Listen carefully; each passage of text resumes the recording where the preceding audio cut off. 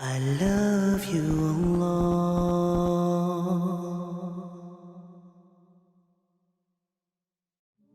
Being around someone who's dying is the most humbling experience and reminder of the true value of life.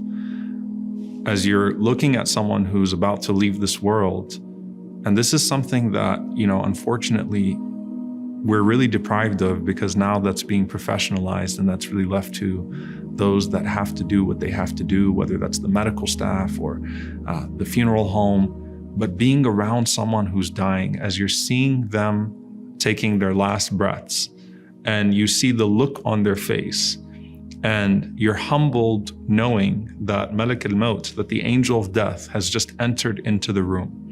And you see that moment where their sight is fixed for a moment. Their eyes are looking in one direction. And then the soul leaves the body.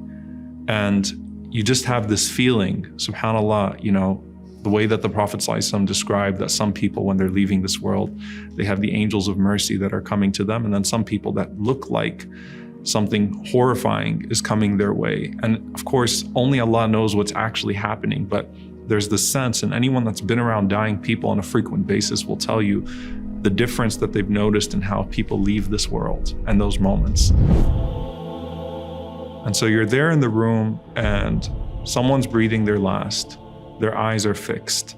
And the Prophet ﷺ had done so with Abu Salama radiallahu ta'ala anhu, as he had done with many of his companions. And Salama radiallahu anha, she says that when the Prophet ﷺ entered in and Abu Salama was taking his dying breaths, Abu Salama's eyes became fixed, and then he took his last breath.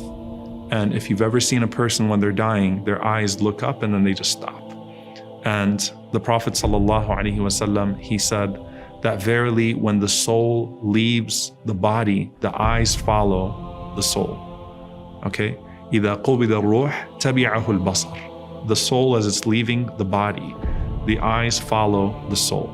And then the sunnah of the Prophet ﷺ was to then close the eyelids of that person. Salama says that when we did so with the Prophet ﷺ in our presence, and Abu Salama had passed away, the people started to wail, they started to weep, they started to cry. And the Prophet ﷺ said, don't say anything right now except for good, because as you're saying what you're saying right now, the angels will say Ameen. SubhanAllah. The angels will say Ameen. So as you're making dua right now, whatever you say, don't say something that's going to be taken against you. Don't say something that's going to be harmful to the dead.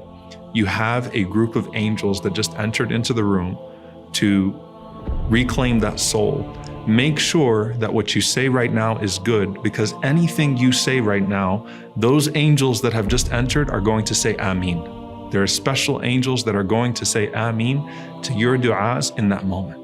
And so the Prophet ﷺ told them that, and then the Prophet ﷺ said, Allahumma ighfir li Abi Salama. Oh Allah, forgive Abu Salama. وَارْفَعْ دَرَجَتَهُ فِي الْمَهْدِيِّينَ.